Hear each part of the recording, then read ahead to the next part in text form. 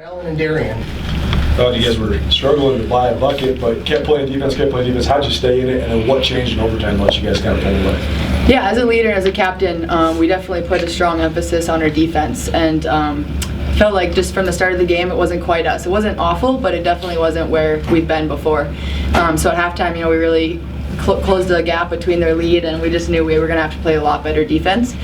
We switched from switching everything to just staying locked on, and I think that helped our intensity a little bit. Sometimes when we switch, we're not as aggressive on the switches, which was giving them a lot of open looks, a lot of guard post-ups, things like that were just hurting us. We weren't on backside help. So I think when we switched 11, you probably could agree, I feel like our intensity definitely stepped up. Definitely rebounding got better. So all through it, we just definitely stuck with it. We knew our shots weren't going, but defense, as we've always said, defense is going to win us a lot of big games and a championship. So when our offense isn't going, we really rely on getting stops. Found you hit the shot at the end of the fourth quarter to tie the game, and then in overtime, to take the lead at the end. Could you just take us through those two shots? I mean, what you saw on those?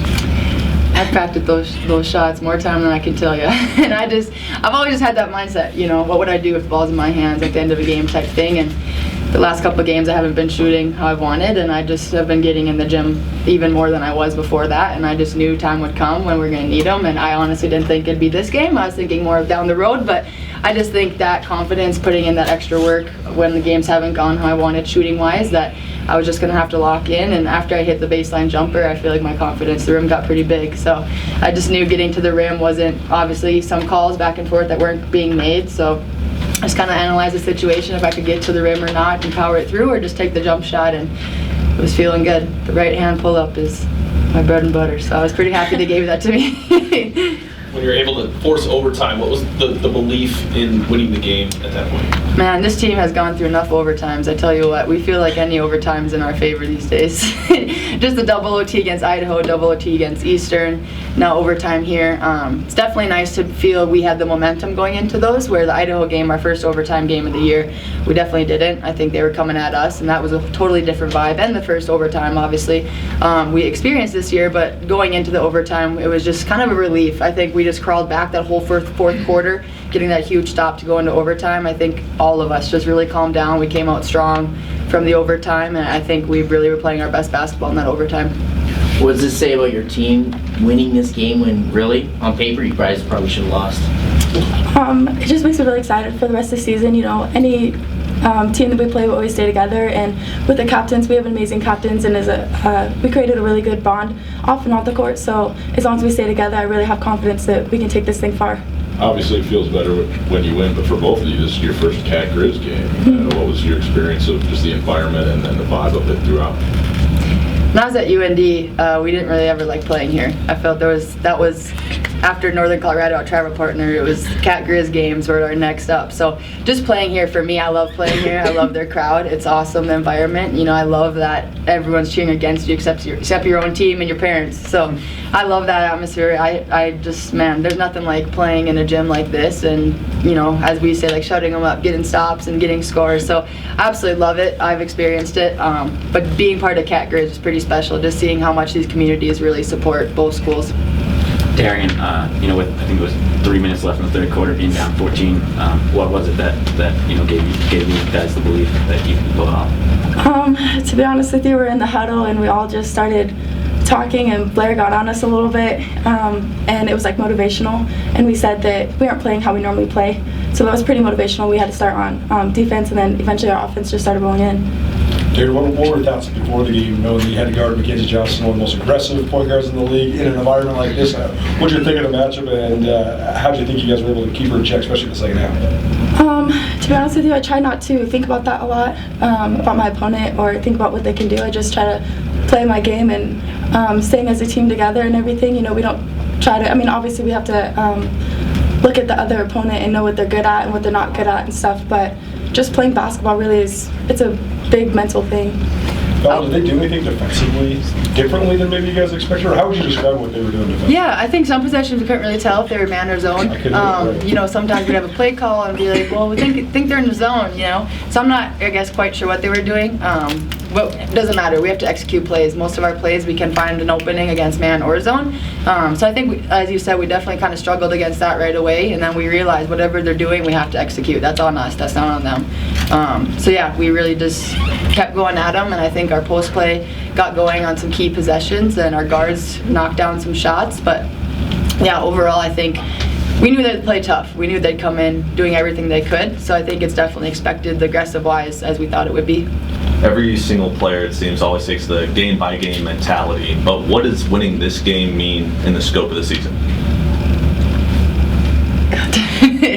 It's huge. You know, we obviously feel like didn't do some things right. You know, we didn't play our best. You know, you can say all that stuff, but teams that can find a way to win when you are down however much we were, I think it was 12, maybe more than that, I don't know, you know, and we're just 14. You know, I don't know how I do that. We're just being sloppy, you know, whatever it is. I just think that really shows the heart and true family of our team, that we're just going to come together and put each other on our backs and get a rebound. If your job is to box out and get one rebound, that might be the game-winning rebound, and our team is so bought into that. So winning tight games, we come from behind, I think that just gives us all the confidence in the world, so we know when we are playing our best basketball, we probably won't be in those situations, but it's great to get games like this now. So, you know, when tournament comes, it's not like it's our first time playing in a really tight game or playing when we've been behind. All right, any more for the student athletes? Okay, you guys can go back. 20%, but you keep getting stops and stops and stops, and you're chipping away at the lead, and the shots are going Felt up. like our Gonzaga home game culture. I mean, what did you think of just their ability to stay in it, even if you're not making shots? I mean, you guys kept chipping away at the lead. Yeah, I mean, we've had some cold nights. We basically, last spring, we started with, we needed to be about two things. We needed about defense and rebounding. And I thought this game for us, those two things gave us a chance. First of all, I want to give a lot of credit to Montana. I thought we were out of sorts based on what they were doing defensively, and that saw me to do a better job of us just not thinking the game and just really focusing on executing. I thought the crowd factor affected us as well. That was really hard for them to hear. We just didn't seem like we were on the same page, but a lot of that had to do with their defense. So their defense was fantastic. I think it's one of the best we've seen this year. To be cold like that, there's usually one guard. We've been taking a lot of pride in our depth, and really our guard play from the perimeter, it was a tough night for us across the board, even with our bench, our starting lineup, just trying to find some answers. But the answer really came down through the paint for us, and I thought Fallon obviously stepped up. I thought Darian's third quarter for us was critical. She was huge. She was a kid I couldn't take off the floor at that point. She kind of, when you talk about the fight that we have on the defensive end, it all starts with Darian. Everybody sees her picking up in the backcourt, and that kid's just a tough competitor, and I thought that gave us a chance as well. So when you can find ways when offense isn't going, you got something special on your hands, and like I said, I want to give Montana a lot of credit. They played a great game today. To hold them to 0 for 14 shooting in the fourth quarter when you're struggling shooting yourself is kind of hard to do. How do you keep them zoned in? You know, it's kind of like next play mentality. You know, this team is quick to turn the page, quick to respond, and quick to give you effort. One of the first games I've actually had to talk to my team in a huddle of, this doesn't look right. I thought we were a little bit dazed there, and not that we were surprised, you know, but you know, to be down in that situation and just to get their minds back was unusual for us. This is a team that is really good at getting to the next play and just finding ways, and we regrouped, and they found a way. It was a little bit longer stretch than we would have liked, but you know, our defense made some changes on our end too, and I thought that was really critical for us to make some changes on that end of the floor, and kids stepped up and rebounded the ball. Fallon hit the jumper at the end of the fourth quarter, and then in overtime to get the lead at the end. Just kind of what do you see on those two plays, and just how much is that a shot that you know, she's used to taking and has excelled? Well, trust me, as a coach, I'm trying to think about ways I can get her touches in situations where she doesn't have a triple or quadruple team. I think when you look at Fallon, she's a special player. She's extremely versatile. I think she can stretch the floor. She's also really good around the basket. But most of the time she's catching it, and she's got arms all around her. So I thought we got her in some situations where she was just able to space up and take that kind of mid-range jumper, which was good for us. And she stepped up when we needed her to, and that's what's been great about our team. We've had a lot of different kids on different nights be able to step up, but she's a senior, she's a veteran, and she had a great game today. You mentioned Montana. Montana's defense, what were they doing? It was hard to even tell if it was a man. Well, I'm going to have to go back and watch film. You know, they've got a great matchup, and then they've got man, and at times they look very similar. And so I think for us, we just got to the point where we just wanted to work with spacing, and we didn't want to hold the ball. That's where I think we were all kind of frustrated, is we were just stagnant on our end, trying to think about what they were in rather than hold the ball 1 second, move the ball. And most of our actions work against both, and we were trying to keep it that way. So, like I said, I think that credit goes to Montana. Great job. I think you have now won 8 of the last 9 games against Montana. What do you think about the state of the rivalry at this point in time? Well, I'd say this is one of the most difficult ones so far. This is a great game. You talked about Darien picking up full court. It seemed like they couldn't really get into their offense until there was about 10, 15 seconds to go, and then they didn't get good shots. Was that kind of the difference for you guys defensively? Well, yeah, I think when you let Darien go be Darien in the backcourt, we want her to help us get the offense started a little bit further away. And, we were also in a situation where we needed to make something happen, too. So I just think she's got a lot of spirit out there and try to pick up some pressure. We try to get out of switching everything so we could keep guards on the perimeter. They did a great job of really isolating our guards, getting posted up. So we wanted to get out of that situation. I thought that helped getting our bigs back inside, too.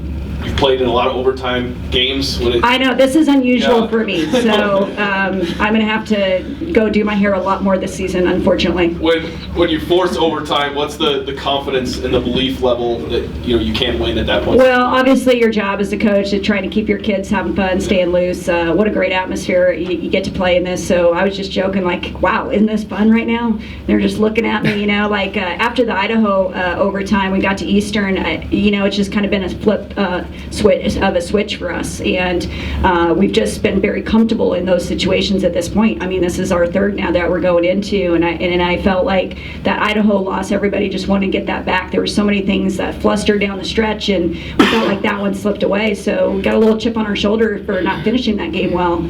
So I felt like they've been a little bit more settled. They know what to do in those situations, and kids stepped up. Maybe your best win of the first half of the conference season to finish the first half of the conference season. Where do you think of where your team's at 10 games into this thing? There's a lot of season left, I can tell you that. We're halfway, so biggest thing for us is making sure that we continue getting better. I felt like today was a struggle for us offensively, so we're going to have to get better offensively. All right, anything else? All right. Thanks, Tracy. For 3 quarters, you can't help but wonder if you ran out of gas a little bit after Thursday. I mean, what happened 0 for 15 in the 4th quarter? Yeah, we just didn't have the shots that we were taking in the first half. The first half we were taking our time, getting good open looks, and things were falling for us, which helps. In the second half, that wasn't the case. We were rushing shots, and they got us out of our tempo, and I think that was a big part of it. Obviously, the feeling sucks right now. It sucks to lose. But knowing that you're going against the best team in the conference record-wise, and you had the game won and kind of let it slip away, I mean, can you take a positive away from that? Yeah, we have to use that as motivation. Seeing that we can play with the top team, and also Idaho, we just played with them as well. We can play with anyone, but to let one like that slip away, it can come back and bite you. So hopefully we can use this as a momentum and show ourselves what we can do against the top teams, but we just have to stop having that 5 or 8 minutes or the quarters where we just drop off. In the first quarter, you guys were rolling offensively. What was going well? What were you guys finding that was working so well? I would just say our energy, and we were just looking for each other. We were sharing the ball, and everything was just flowing together and working super well. Because what was the defensive game plan? It seemed like you guys were playing. I can't even describe what the defense was. Very interesting though, and you guys seem to work very well in terms of containing Montana State shooters. Yeah, that's our look at a zone. It's a little different. It's not your typical 2-3 zone, but we had different ideas for different shooters, letting some people make that outside shot, and once they make it, then we'd get out on them. But we were letting some of the girls shoot, and I think we stuck to the game plan pretty well. It was just we had some miscommunications later on in the game, and we were letting Free G have too many good looks. In that overtime, after having scored 3 in the fourth quarter, you scored 10 in that 5-minute span. Like, what turned for you that you were able on the offensive end anyway to really come through in that 5-minute stretch? Yeah, I think we came out with good energy in overtime, and Maddie Schoening came out with a lot of energy, more than us. But no, she took it to the hole, and her shots were going down. And it's easier. You just have 5 minutes left in overtime to think about it that way. 5 minutes to get that win, but I just couldn't pull it off.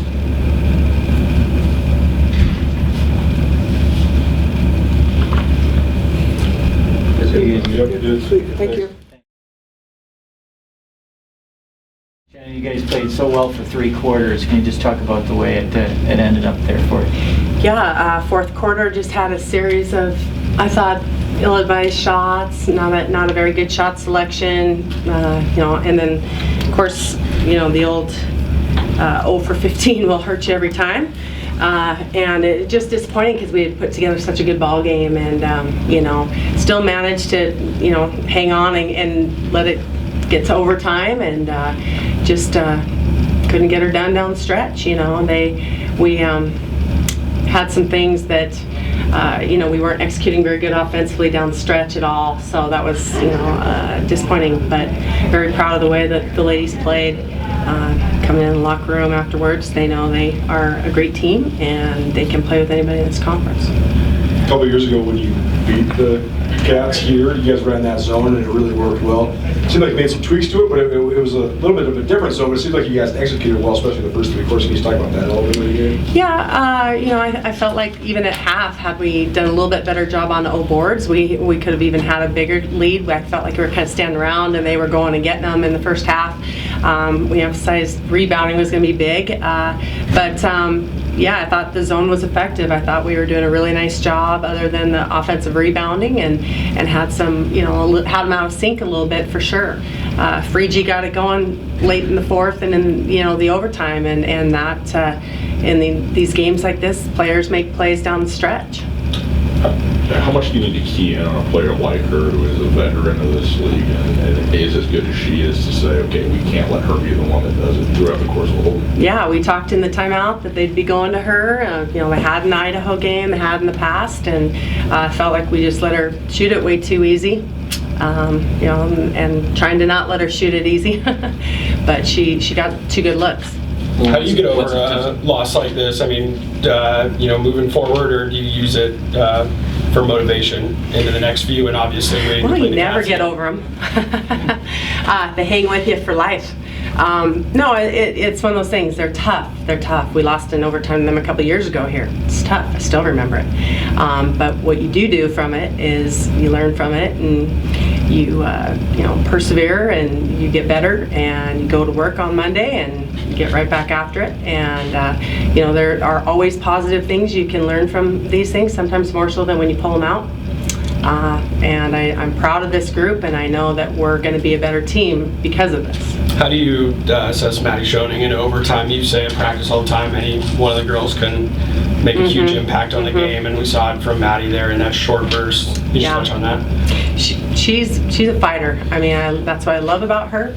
She competes. She doesn't like to lose, and she did. She went to work there. I mean, made some tough drives and some beautiful finishes, and unfortunately, we just were a play short. Before the overtime, and I thought she drove to the hole and had contact on that last shot. That's the difference in maybe winning that thing if you go to the line, and if you don't. Well, what's the toughest part of trying to defend Frigi? Oh, she's just a very complete player. Shoots it, puts it down, good boarder, good passer. I would say she's a really nice player because she's so complete. She has a nice high load, can get rid of it quickly, good stroke. Just a nice player.